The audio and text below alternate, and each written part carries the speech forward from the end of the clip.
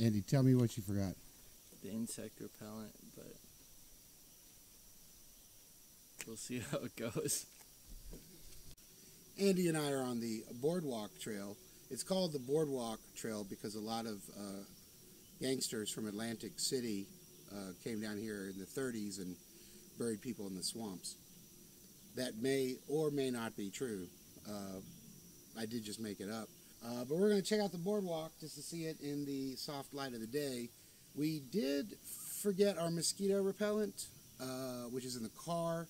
So we're at that very pivotal part of any hike where you realize you forgot something, and do you just endure for the next 5 hours, or do you not be lazy and walk back 300 feet?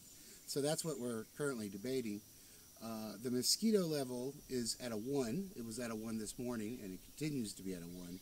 So it would be only a slight risk. It is a humid area at dusk, so I say we go get the mosquito. I've made my decision. I don't know what Andy's doing.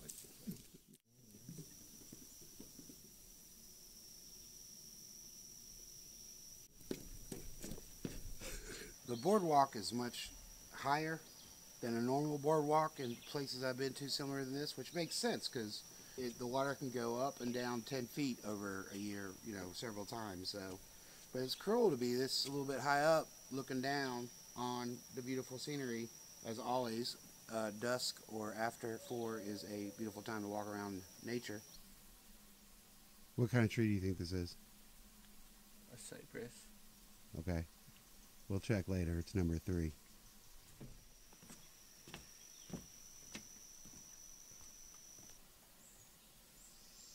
You can hear something tip-tap-tapping.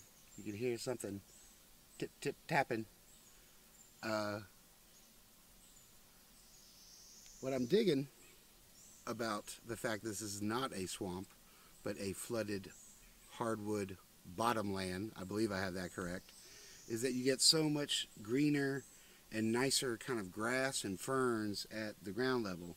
In many proper swamps I've been to, it's gorgeous, the trees, but at ground level it cannot, be so appealing. So sometimes a walk in a swamp isn't great, but a walk here is really beautiful. I feel like I don't know my grasses, or at least that's what I claim. But I think we've seen like 2 or 3 different types of grasses, and it's just like a field of them, right? Or it's a forest of them. The forest of Eastern Europe are famous for their carpet floor, which I've seen a little bit of those. Those are more kind of fern-based or moss-based as the carpet floor. But I haven't been in a lot of forests in my life where I felt like there was a floor to the forest. I didn't know I was going to talk about floors and forests when I started this particular clip.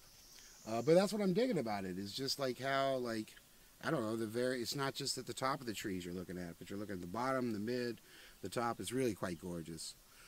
It could be the time of day. Weston Lake, this is a lake. So there's these tiny little lakes, they call them oxbow lakes, where the river had gone through and then the river changed and maybe cut off part of the river and became a lake. So they're typically pretty lakes because they're small and, with a curve. And I like my lakes small with a curve. Number 9. This is Weston Lake. So this is a lake behind me. Again, the water can go up 10 feet and down 10 feet. And right now the water is very low. It is June 10th, and this is always a low part of the year. However, it's particularly low right now because of global warming.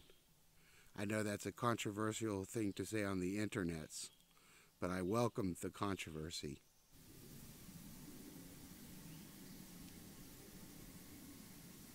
Have you ever seen a pine this big? Never. You can't even... Is that a woodpecker? Good thing a woodpecker hasn't touched this tree. Holy crap. You can't even see the top of it.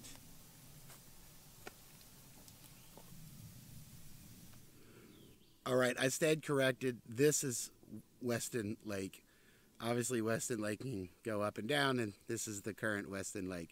It's quite beautiful.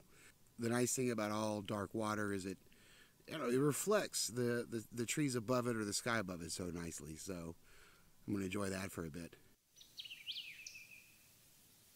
Obligatory moonshine still. Congaree does not disappoint. These are the cypress tree's knees, not to be confused with the bee's knees, which is a completely different thing. The cypress knees are from a cypress tree. Cypress tree roots went out, and then they came back up, right? So they're like a reverse root structure. Instead of roots just going out and down, they're going out and up. So why?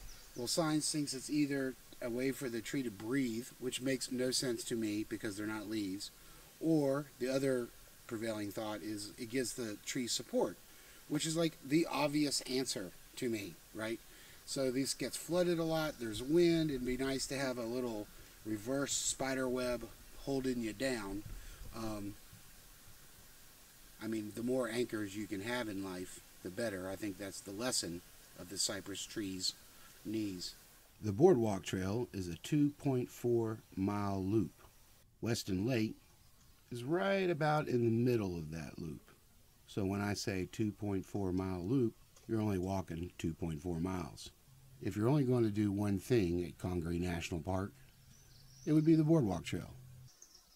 Pretty much all the great hikes, probably Weston Lake would be the next hike to do. They're all offshoots of the Boardwalk Trail. So same advice you would have gotten in New Jersey in the 1930s. Don't miss the boardwalk.